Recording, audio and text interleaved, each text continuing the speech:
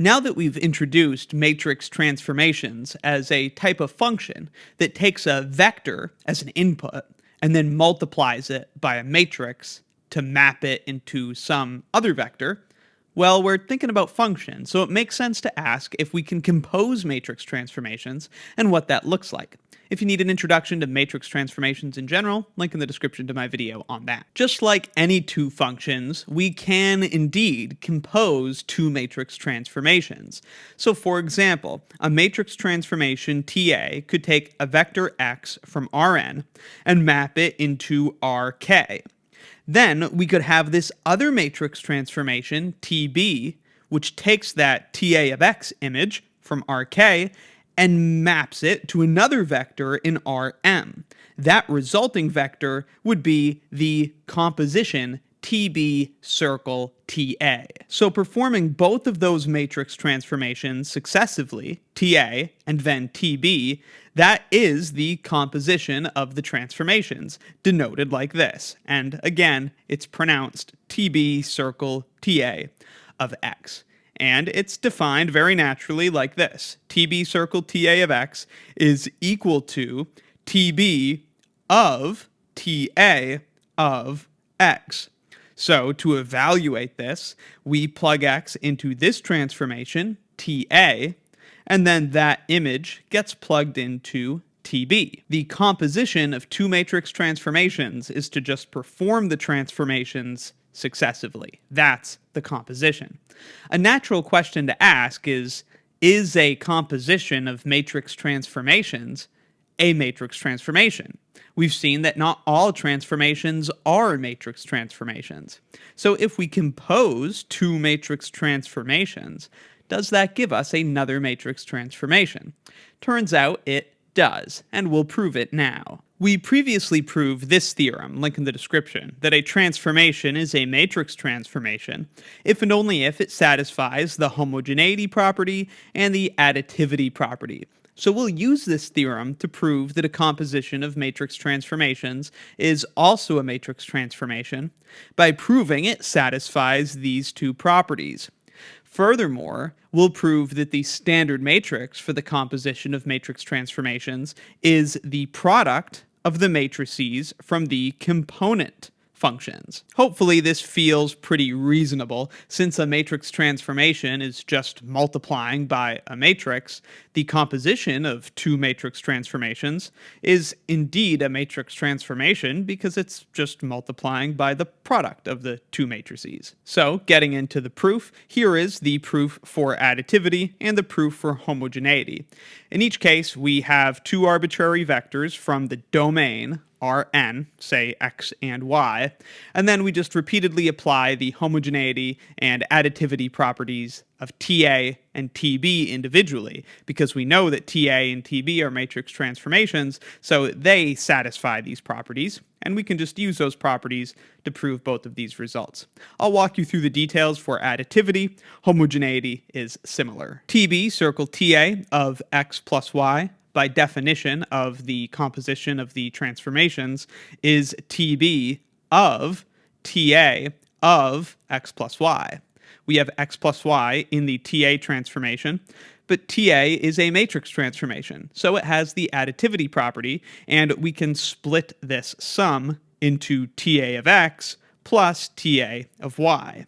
But then we have this sum, TA of x plus TA of y, in the matrix transformation TB, which again satisfies the additivity property.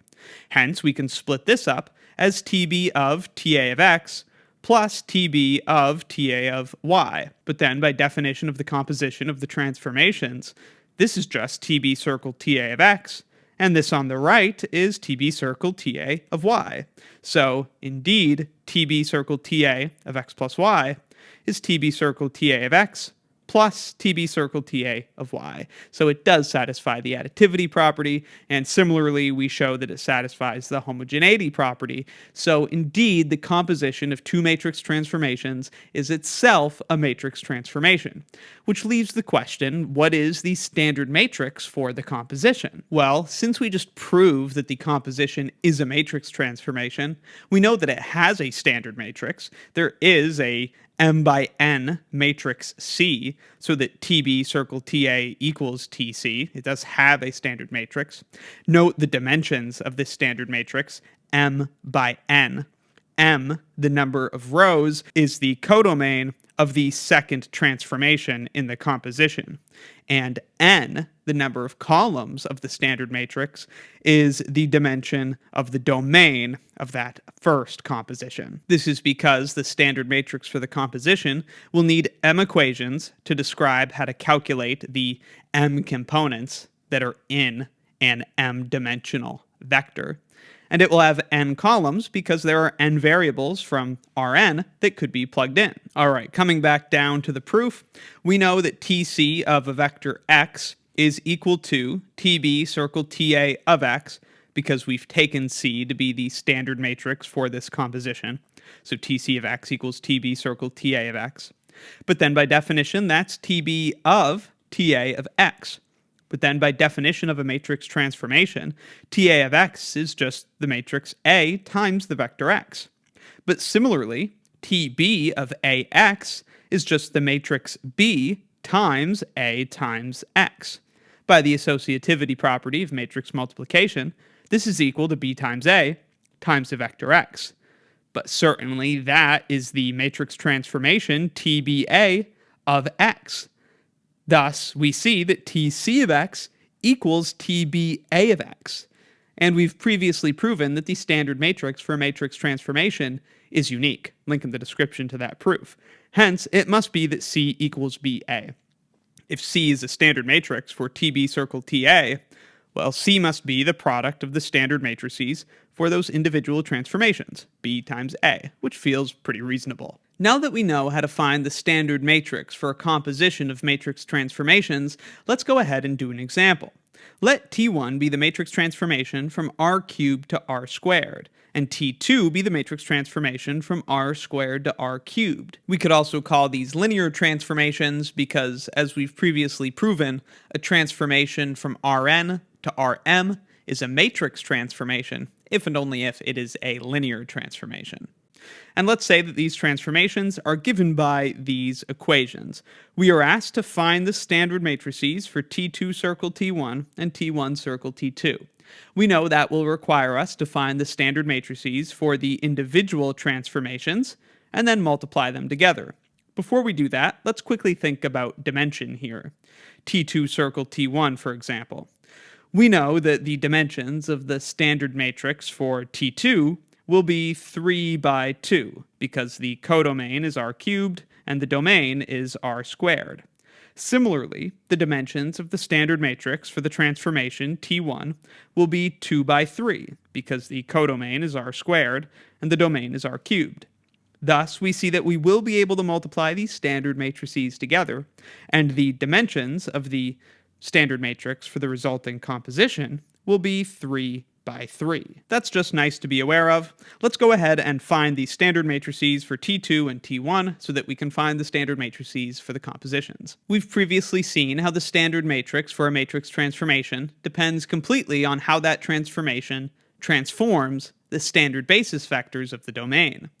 The standard basis vectors of R cubed, the domain of T1, are seen here. So we'll take those three standard basis vectors and plug them into the transformation T1, and we'll be able to use these images to build the standard matrix. If we plug 1, 0, 0 into the transformation T1, we get the vector 1, 0. If we plug 0, 1, 0 into the transformation T1, we're going to get negative 2, 1. Finally, if we plug 0, 0, 1 into the transformation T1, we're going to get 0, 1. We can then take these images to build the standard matrix. We take 1, 0 and use that as the first column, then negative 2, 1 and use that as the second column, and then 0, 1 as the third column. Again, the images of the standard basis vectors make the columns of the standard matrix. So this is our standard matrix that we'll call A. We then complete a similar process for T2. The domain of T2 is R squared, so these are the relevant standard basis vectors. We'll then plug those into the transformation T2 and use the images to build the standard matrix. Plugging 1, 0 into the transformation T2 produces the vector 4, 1, 0. Plugging 0, 1 into the transformation T2 produces the vector 0, negative 1, 1. We then use these images to make up the columns of the standard matrix. 4, 1, 0 is our first column, and 0, negative 1, 1 is our second column. Then, to find the standard matrix for T2 circle T1, we take the standard matrix for T2, which we just found, that's the matrix B, and we multiply this by the standard matrix for T1, which is A, which we also just found. Then we just have to carry out this matrix multiplication. Matching this row up with this column will produce an entry of 4, and then this row with this column will produce an entry of negative 8. Then this row with this column will produce an entry of 0. Then this row matched up with this column will produce an entry of 1.